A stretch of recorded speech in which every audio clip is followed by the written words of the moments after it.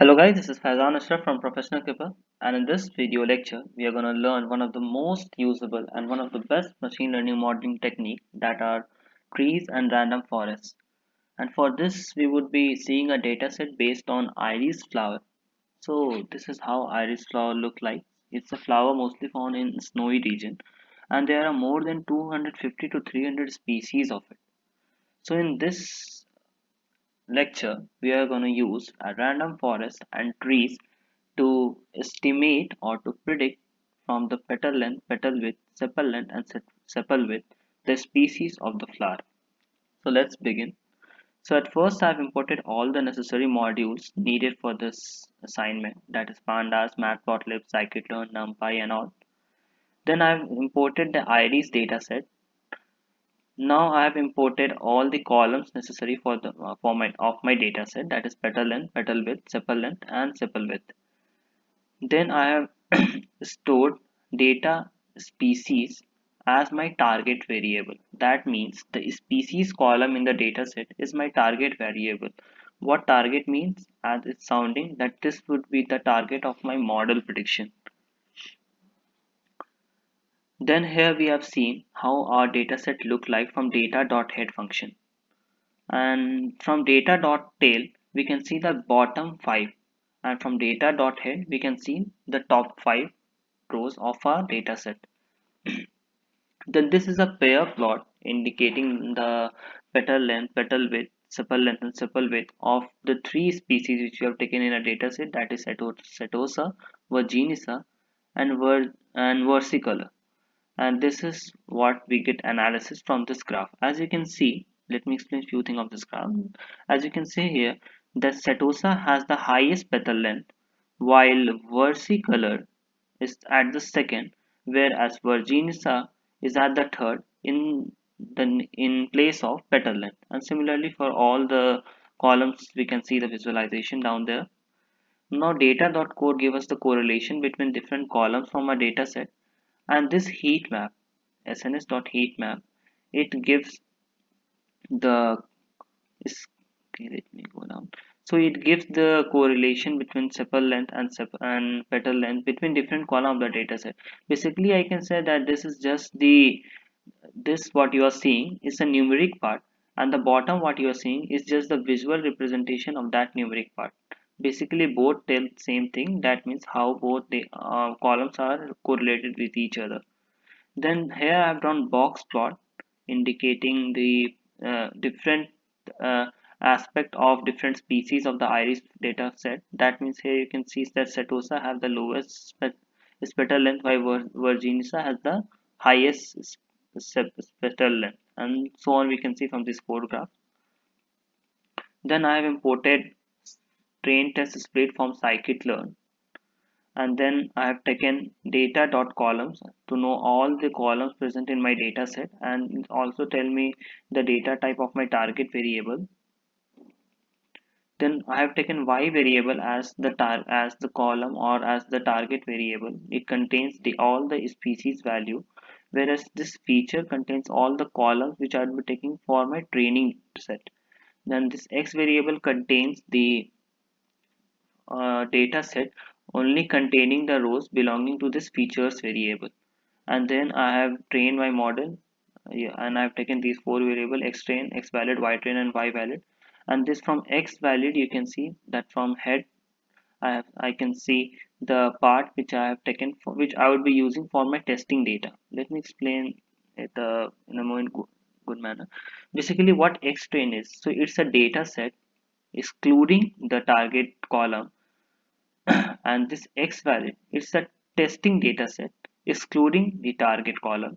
What is y train? It's contain the target column of all the training data set along with the index value, while this contains the target data set of the testing column along with the index value. So I think now you all must be familiar with what these four variable means. Then similarly I have got the top 5 values of y valid dot head. Then I've imported decision tree here, and I have taken a variable dt as a decision tree variable, and then I've trained my model using dt.fit, xtrain and ytrain. And here you can see that I predicted from my model about the testing data. You can see above that DT has been trained only from the training dataset, that is X train and Y train, while for prediction we are using testing data, and this is our prediction here. So now let's go down to check our accuracy. Then I predicted Y valid representing the testing dataset target variables. Then I have predicted again the testing dataset. Then to test the accuracy of our model, I need to import matrix from scikit-learn, and this is how I calculate the accuracy score, that is matrix dot accuracy score and Y valid and predict one. And as we can see that we are having outstanding prediction here, that is 0.97. That means 97% of the prediction are correct in us. So now let us learn how we can visualize our tree. So before that, let me explain you that how actually trees work. For that, I've taken a simple example. Here, suppose we have a data set of housing that which tell us about the price of the houses in a locality. So this is how a tree works. At first, it will take the most important aspect property of the data set by which it can divide a data set into two or more. So here it has taken, does houses have more than two bedrooms? And as from the data set, I think you all must have understood that the target variable would be the price of the houses. Here, if the answer is no, then the predicted price is 17 lakh 8,000. And if the answer is yes, then the predicted value is 18 lakh 8,000. And I think this trees work properly, as it's quite common that if the bedroom increases, then the prices will also increase. Now let us see these two decision trees. Sometimes it may happen due to overfitting or underfitting, or due to lack of the training data. Model do not work properly. As you can see here, does houses have more than two bedrooms? If the answer is no, we can see that the prices is 1,78,000. And if the answer is yes, the predicted price is 1,88,000. But here, let us see the second decision tree. Here, if the answer is no, then the predicted price is 1,88,000. While if the answer is yes, our predicted price is 1,78,000. That's sounding quite wrong, as in most of the time if the number of bedroom will increase, then the price will also increase. Then I've installed python.graphics so that I could visualize my tree. And this is the code of visualization of my tree, as you can see it here.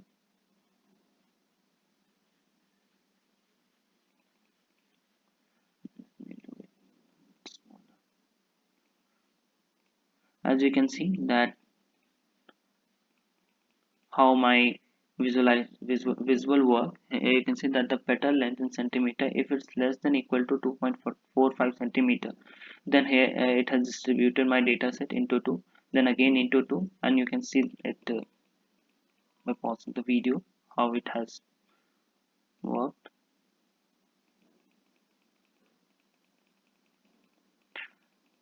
Now let us predict the new data using our train variable, that is dt, that is tree.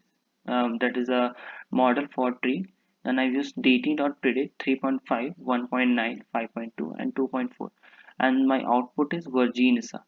Again, I have predicted dt dot predict 4.6, 3.1, 1.5, 1.5, and 0.2, and my output is Setosa. And let us recheck it on our own. Let me go over.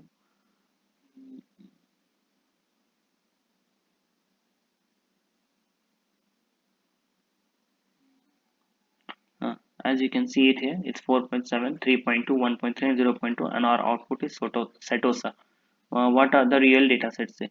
And as you can see, my predicted model also tells the same output, that is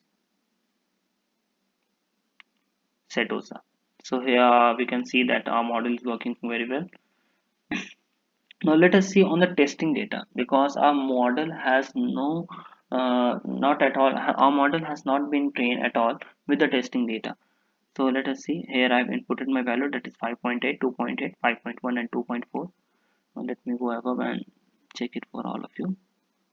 As you can see that here 5.8, 2.8, 5.1, and 2.4 give us the output as Virginissa, and we can see our output here as Virginissa. So our model is working very properly in both training as well as testing data set. Now let us learn about random forest. So so basically for random forest, here I have first encoded label encoder, and so that because random forest do not work for object type of data, so I need to convert my species column as its data type is object into numeric, and for that we use label encoder. So what label encoder does, let us me go down. So it converts all the object type variable. It first find all the unique element present in that column and convert those all into an integer. Here you can see Sotesa is been converted to 0, Virginissa to 1, and Versicolor to 1, while Virginissa to 2. Then I have taken the data set as y1 as my target data and x1 as the data I would be taking for the training part. Now here I have imported random forest. I have trained my data set. Then I've done my modeling using random forest regressor. Then I've trained my model.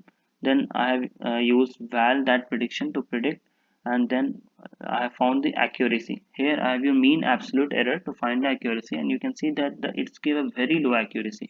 It's just 0.02. That is that is very well. Now I have imported random forest classifier. Then I have trained a variable using random forest, and I have trained the variable with train x and train y, and then I predicted the val x using, and stored it in a variable y predict. Now I imported matrix to see the accuracy, and here we can see that accuracy is 0.97. That means 97.3% of our prediction is quite well, and that's what I am telling, that random forest and trees is one of the most or one of the best modeling technique in machine learning. Then I predicted it, as you can see, elf.predict 6.7, 3.0, 5.2, and 2.3. Let me go above and check it. So it gave output as 2. So what 2 means according to our label encoder, as you can see, 2 means Virginissa. Now let us check it once again. As you can see that here I mentioned it. Um, it's in 145th index number. Let me go above and check it for you.